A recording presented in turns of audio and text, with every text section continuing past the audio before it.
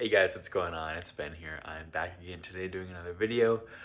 Before we get going, let's look at shirt of the day real quick. So we've got the Gary Payton Seattle Sonics shirt on.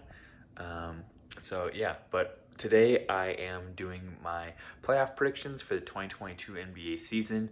If you looked at my previous standings predictions, you'll know basically where I think all the teams are going to slot.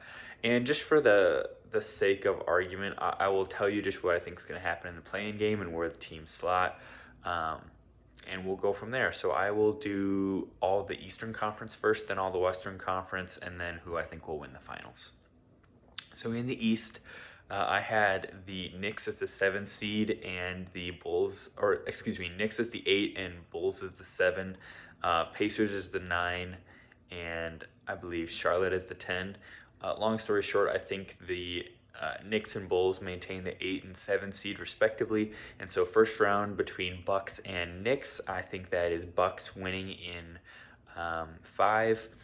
I think the Bucks just have way more firepower, and the Knicks are a scrappy team, but I just don't think they have enough talent to rival the Bucks. Nets versus Bulls. I think this is Nets in 6. The Bulls can put up a pretty good offensive fight, but the Nets just have way more firepower. And this is presuming even without Kyrie Irving, I think the Nets are good enough to get past the Bulls. 3 versus 6 is the Heat versus the Sixers. Without Ben Simmons, I think the Sixers duck is cooked pretty much in the playoffs. The Heat have a lot of good defenders, Adebayo to throw at Embiid, and I just think they're a bit deeper.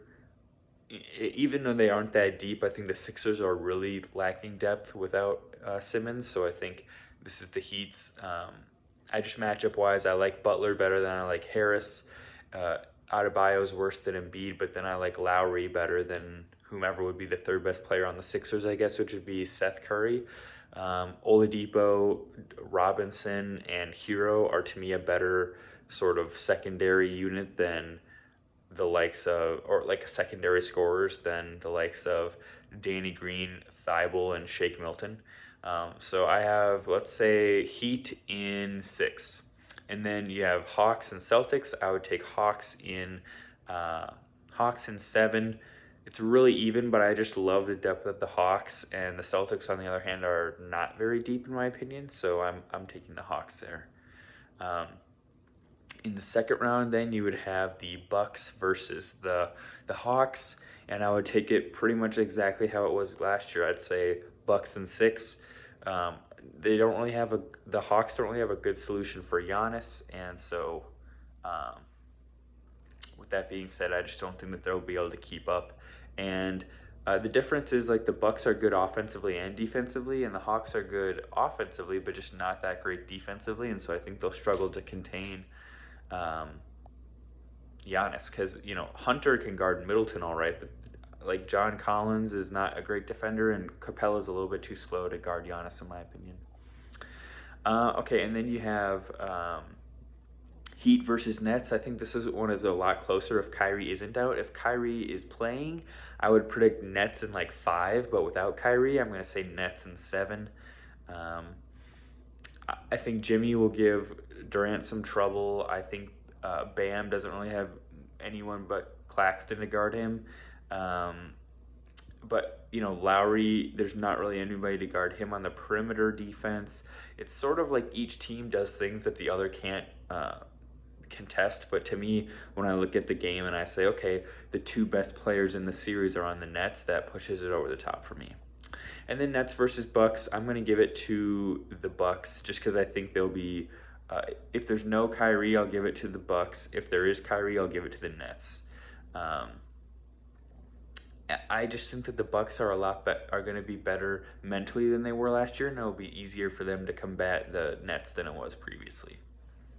So going over to the West, I am predicting the Timberwolves to beat the Clippers in the play-in and get the 8 seed. So first round, it would be Suns versus Timberwolves, and I predict the Suns to win in 5 games. I think that the Timberwolves have enough offensive firepower that they could win like a game, but after that, I think the Suns would take over from their depth, and the Timberwolves having a terrible defense. 2 seed would be the Lakers versus the 7 seeded Blazers. I think that's a Lakers sweep or Lakers in 5 games. The Blazers still have terrible defense, and the Lakers have a great defense, and the Lakers also have a good offense, so they'll be able to beat them because of that. Okay, and then the 3 seed is I have the Jazz versus the 6 seeded Warriors. I think with Clay back, the Warriors win this in an upset. They're beating the Jazz in 6 games, who are a great regular season team, but never make it that far in the playoffs. I don't think there's really anyone to guard. The defense on Steph and Clay will be a struggle, and I think they'll go small ball and play Gobert off the court, and the Warriors will just have their number. And then 4 versus 5, this is going to be Mavericks versus Nuggets, and without Jamal Murray, I'm going to pick the Mavericks to advance because the Nuggets just won't have as much firepower, and I predict Porzingis to be a lot better than he was last year. Second round, you're going to have 4 seeded Mavericks versus the Suns. I'm picking the Suns in 6. They're a lot deeper in my opinion, a much better defense than the Mavs, and I think that'll be enough to get them past them. And then you've got Lakers versus Warriors, and I think the Lakers win this in 6. I just don't think that the Warriors really have anybody to guard LeBron very well. Like, Wiggins is still an average defender, but I don't think they're going to put Clay on LeBron. I think it's going to be a series where every game is close, but the Lakers will just end up winning it because of better defense, essentially. And then Lakers versus Suns, I'm going to pick the Lakers just because I think they're honestly more talented. You look at the Lakers in the Suns series, it's sort of like the other one. When I look at the 2 best players in the series, I'm like, okay, it's LeBron and AD, and then that kind of tips the scales for me. They're just more talented. And then when you look at the finals, if it's Lakers versus, I think the Lakers are losing either way. I think the Bucks or Nets could beat them because I just like Giannis better than either of those guys, and I like Durant better than either of those guys, I guess, at this moment. And I think Westbrook will be a really big detriment when it gets into the late playoffs. So there you have it, guys. Let me know if you agree or disagree, and I will see you next time. Bye.